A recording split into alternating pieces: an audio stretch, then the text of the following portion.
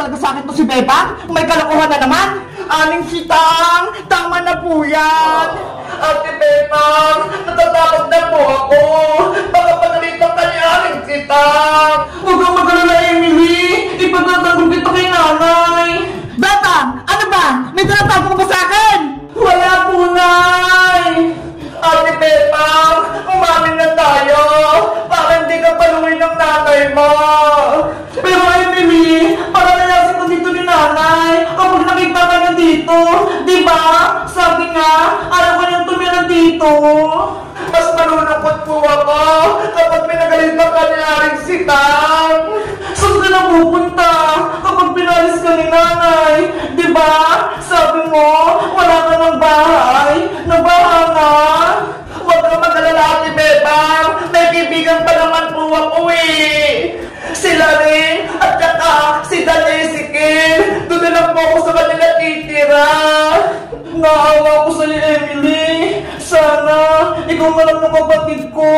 Para ikaw na lang ang kasama ko dito sa bahay.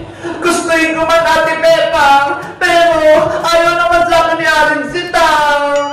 Bebang, buksan mo itong pinto, sabi eh. Ipakita mo sa akin kung sino tinatago mo. Aling Sitang, tama na po yan. Nasisira na po yung pintuan nyo. Bitawan mo ako, Princess. Siguro, kasabot ka din.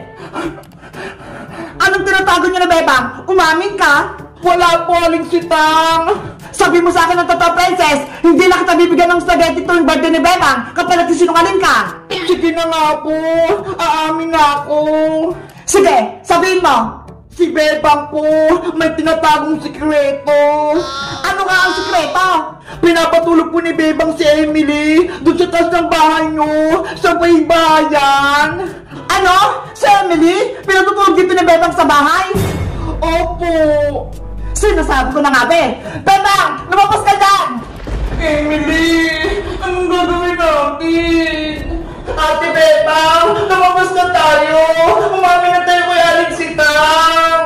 Sige na nga, wala na naman tayong takas eh. Sagot lang po, Nay. Lalabas na ako.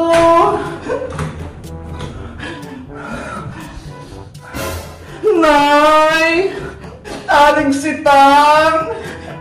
Anong ginawa mo, Bebang? Magpaliwanag ka. Sorry po, Nay. Kung tinago ko si Emily dun sa taas, pinatulog ko pa siya kahit ayaw niyo po. Aling Sitang, sana mag niyo pong pagalitan si Ate Bebang. Wala naman po siya kasalanan eh. Pasensya po kung kay Ate Bebang po ako humingi ng tulong para meron po akong matuluyan. Yun pala, hindi niyo po ako tanggap.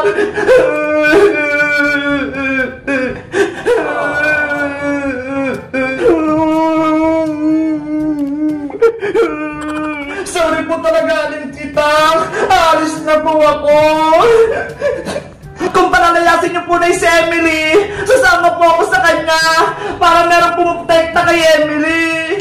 Ako din po, Aling Sitang. Sasama ako sa kanila bilang kaibigan ni Emily pati ni Bebang. Susuporta ako sa kanila. Tumahimik! Bebang anak, huwag na kayong umalis. Tatanggapin ko na si Emily. Dito na siya sa ating bahay.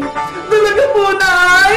Oo, dito na siya matutulog at titira. Salamat po, Aling Sitang. Huwag ka nang umiyak, Emily. Dahil mahal ka ni Bebang, mahal na din kita. Ako, Aling Sitang, hindi niyo po ba akong mahal? Siyempre naman, Francis, mahal ko kayong lahat. Yay! Bibigyan ako ni Aling Sitang ng spaghetti sa birthday ni Bebang. Happy Bebang, magkakasama na tayo. Wala nang iwanan.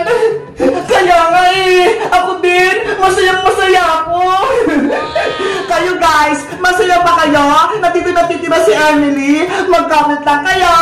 Bye-bye!